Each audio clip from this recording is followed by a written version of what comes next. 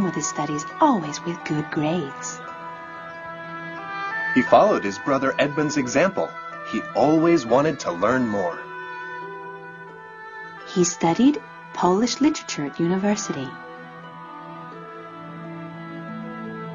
And since it was mandatory for all men, he went to military service.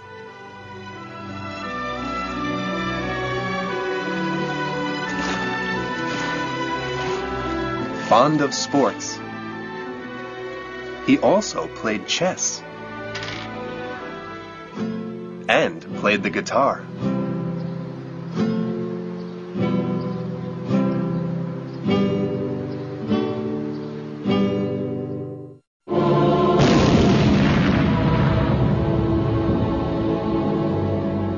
But when he turned 19, the world turned upside down terribly.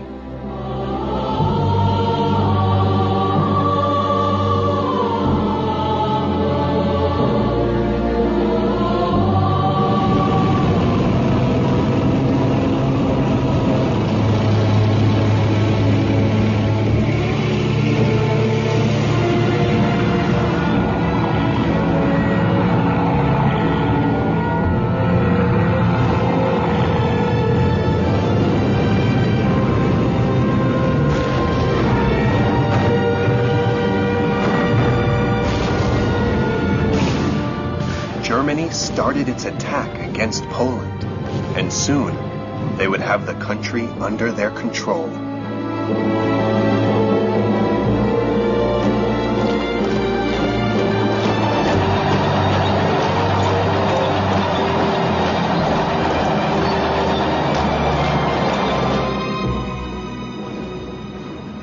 World War II had begun. Karol lived the World War II outbreak with the Nazis. When World War II started, the Germans closed down all the Polish universities, not only to invade the territory, but also to eliminate the Polish culture. In front of this situation, Karol and a group of other youngsters organized a clandestine university, where he studied philosophy, languages, and literature.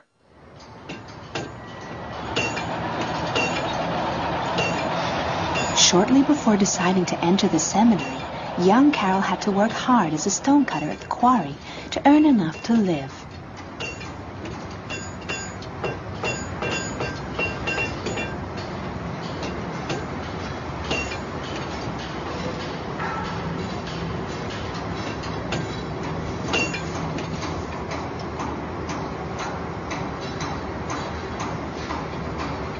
This experience helped him to know about physical fatigue, as well as simplicity, good sense, and religious eagerness from workers and poor people.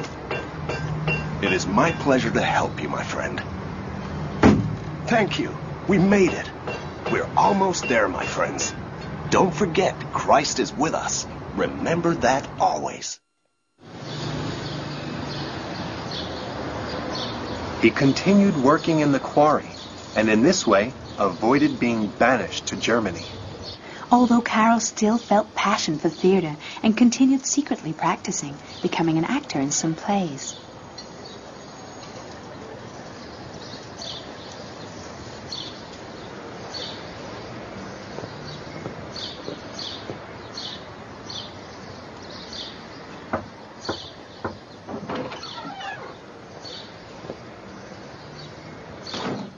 As they said, the young Polish was a brilliant artist, and he used to play the main characters nearly always. For you fascinated my youth. At that time, he took part in the Waterways Theater Circle, a group of enthusiasts from the secondary school in which he studied. My way is full of oaks and birches. I am a sunny furrow. If that wasn't enough, he wrote some theater plays, always including a Christian message. But war had always influenced young Karol. He always remembered the horror of seeing friends, neighbors, and teachers taken away from their homes where they would never come back. Karol then showed his patriotic vein. He became an active fighter against the occupation and helped lots of Jewish families to save their lives. Quickly. Of course, he won the censure from the Gestapo and was harassed day and night. Don't thank me. You have nothing to fear. As Christ says, we are all brothers. In 1941, his father died from a heart attack. When young Carol found his father's dead body, he kneeled next to him and he prayed all night long. That was the worst incident of his life, and one that made him determined to join the priesthood. Once he had buried his father, and with a strong pain in his soul for a long time, Carol found some relief acting in a clandestine theater group. Thank you. Thank you very much.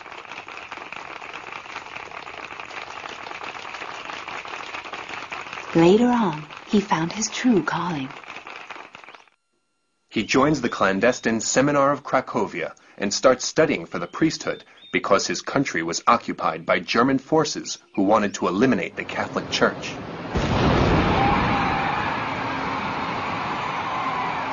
In 1945, Soviet troops expelled the Germans from Poland. But the Soviets brought their own form of tyranny to the Polish people.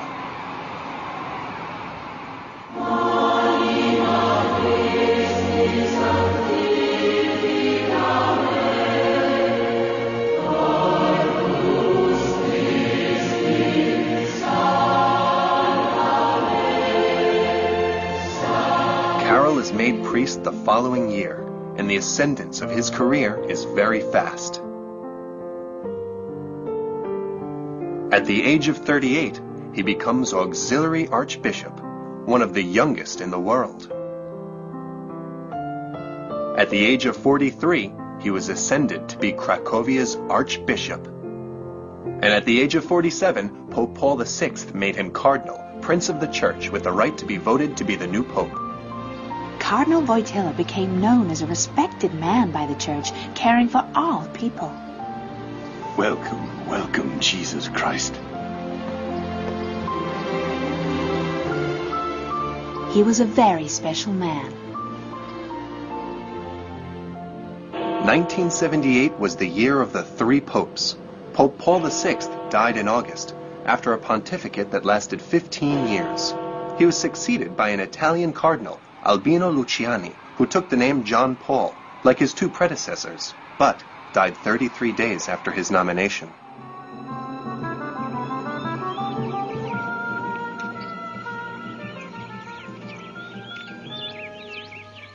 Very early in the morning, long before meeting the other cardinals at the conclave, Carol decided to go on a short excursion to the Santuario della Montarella, at about 50 kilometers east from Rome, to come back later to the Vatican and go into the conclave to choose a new pope.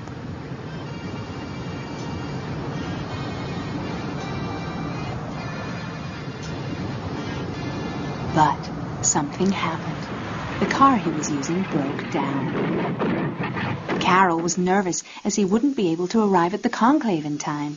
He doubted for a few minutes. Carol Wojtyla went to a nearby road and hitchhiked. Hey! Are you going to Rome? Yeah, get on the back. Thanks. Carol Wojtyla had to go back to the Vatican hitchhiking. Uncomfortably, he traveled towards his destination.